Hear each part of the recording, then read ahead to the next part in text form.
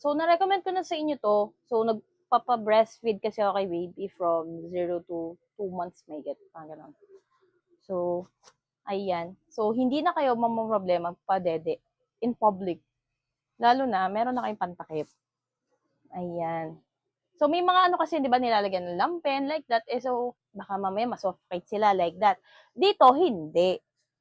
So, ilalagay nyo to dito sa may leeg nyo. Ayan. Dito, lalagyan nyo yan dyan. So, nakaganyan siya. Makikita nyo si baby. May breastfeed siya. And then, meron siyang tali sa likodan. Diba? To secure talaga na hindi siya malalaglag. Even though naglalakad kayo habang nagpapa-breastfeed, like that. Sa mga malls, sa kainan, like. So, very secure ang inyong private parts na nabibigyan nyo pa ng sustansya ang inyong anak. So, may iba't ibang klase to and may inclusion na siya na bag. So, napaka-handy niya. Pwede nyo isuksok kahit sa bulsa ninyo. So, sa mga breastfeeding mom, I'm pretty sure you will like this product. Kasi nga, para hindi makita ang ating mga pasas dyan.